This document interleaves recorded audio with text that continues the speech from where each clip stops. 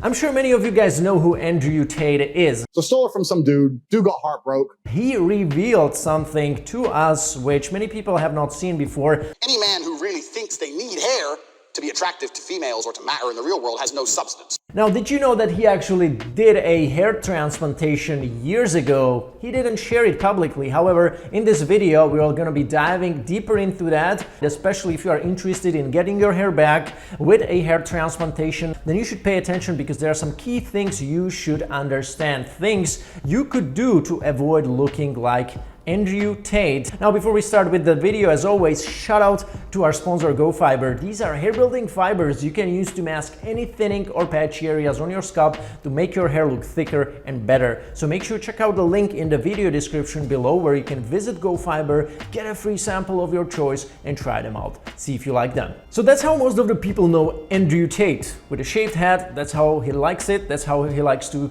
carry himself. This is what he has to say about why he's shaving his head and why this is his look. They don't care what your hair looks like. They care if you're big and strong and rich and successful and interesting and charming and smart. But on the other hand, he decided to get a hair transplant in the past. I don't know exactly when. We made a video on it. It was like thinning, receding, so he got a better defined hairline, as you can see here, especially in this video.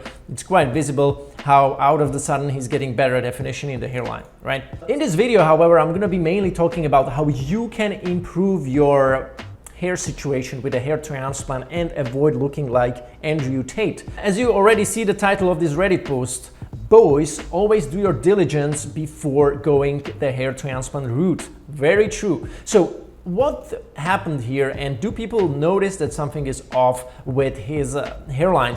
Well, certainly there is some oddness to it. If you look at the hairline, it's quite defined, but it has like very bold interruptions here and there, but it has this straighter defined frame, which again comes from the previous hair transplant in the past. It actually looked quite okay. There was the time when he still had probably enough existing hair in that area that together with the transplant looked pretty good, but as time progressed and he was not using the right stuff in the post-transplanted phase to keep his existing and transplanted hair in the 10 out of 10 quality, that's what happens. So you see these interruptions, you see low density. So how is it possible to end up like that after having probably not just one but multiple hair transplants done at this stage? It's a guy who has a lot of money, certainly enough to visit the best hair transplant doctor and pay even several $10,000s of dollars for his surgery. So what caused this?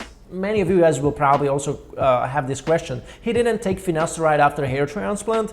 Short answer, yes. Why taking finasteride is important after a hair transplant, I don't need to stress, I don't need to highlight anymore. People who watch my channel know that.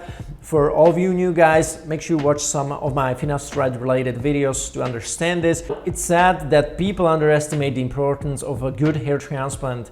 It usually comes from a very limited list of clinics. Well, yes and no, because let me explain. Even if Andrew Tate would have gone to the best doctor in the world, the most expensive one, and spent like $40,000, $50,000 and whatnot, and he would not have started with finasteride, it would still look like this today, maybe a little bit better, but it would still look gappy, low density. Probably the hairline would look more natural and kind of undetectable, but it still wouldn't change the fact that there would be, patchy spots here and there as a result of him not being on treatment and thus his existing hair just falling out over the years. The best result with the hair transplant can be achieved with the synergy of transplant, going to the best doctor you can possibly afford, plus being on the treatment. And the way you can master all of that is simply by checking out two videos on my channel that I'm gonna list in the video description below. The one is gonna be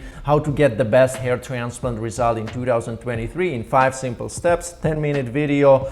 And the second one will be how to use my hair clinic elimination method, which is another 12-13-minute video that you need to watch, how to find the best clinic for your specific case. Somebody's commenting waste of donor hair with 208 upvotes. Well, again, yes and no. I've seen way worse cases than Andrew's. We have seen that Andrew's hair actually kind of grew in. It seems like they were able to initially kind of fill in in between his existing hair and gave him like decent coverage, I guess. But right now it seems like that existing hair started to really deteriorate. Bigger waste of donor hair would have been if he got like 3,000 grafts transplanted and only like 10 or 20% of those grafts would have grown in after 12 months. And I've seen cases like that, unfortunately. The reasons are sometimes very unknown, and even doctors do not know why the grafts didn't grow in as they should have, and they question patients' post-operative hair care. Manipulation with the grafts while they were outside of the body starts being questioned. Splitting the grafts, dissecting the grafts if it's FUT. So sometimes the hair regrowth after the final period, 12 months after the surgery, if it doesn't represent the number of grafts that have been grafted, then you are talking about some more significant wastage of the grafts, because these grafts are gone from the donor and they didn't show up on the recipient area either, so that's even worse. Poor choice of clinics in my suspicion. Meanwhile, this subreddit is recommending Turkey like it's the holy grail of hair transplants. No thanks, I'm going to get one in my own country this year. Again guys, this has nothing to do with Turkey. This has nothing to do with choosing the worst clinic ever from Andrew's side. No, he might as well maybe chosen a decent clinic, but again, because you are not on finasteride, you could have even gone to the best of the best in the world and spent an enormous amount of money. Still, if you are not following on these post-operative protocols that are meant to work synergistically with your hair transplant, then your result may look similar compared to this, if your androgenetic alopecia is meant to progress pretty fast. And even if you look at his donor area right now, I mean, it does seem to be already kind of thinner, but it doesn't look severely over-harvested. And if it had been severely over-harvested by a cheap Turkish clinic, trust me, it would look way, way worse compared to what we are able to see right now. There is interviews of him bragging that he could grow a full head of hair if he wanted to. Right, but you and me both. Yeah, I remember this video, maybe some of you guys remember it as well, when he kind of says like, hey, I'm a man of substance and that's why I shave my head and that's what I choose to do despite being able to grow my hair longer.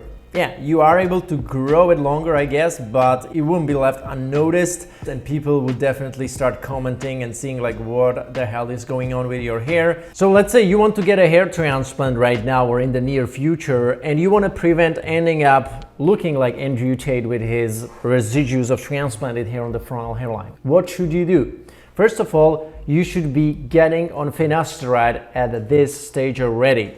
That's like a Norwood 2, Norwood 1.5, when you start noticing your first signs of hair loss on the front, maybe diffuse thinning on the mid-scalp and crown, this is the time when you jump on finasteride. And don't underestimate it, because this one little thing can prevent a lot of pain and bad looks later on in your life once you have already done a hair transplant and you were not able to sufficiently account for your future hair loss before and you set your hairline way too low, it was way too straight and the rest started to thin. By getting on finasteride at the early stage of your hair loss, you will only need a little amount of grafts for the hair transplantation, and that will make the chance of you running out of your donor hair not as high, and that's really good because that means that you can still get many more hair transplants in the future. If you want me to assist you and guide you one-on-one, make sure you check out the link in the video description below and learn more about my one-on-one consulting services so I can help you with getting the best results utilizing hair loss treatments, hair transplants, and scalp micropigmentation. Looking forward to see you in person, and until next time.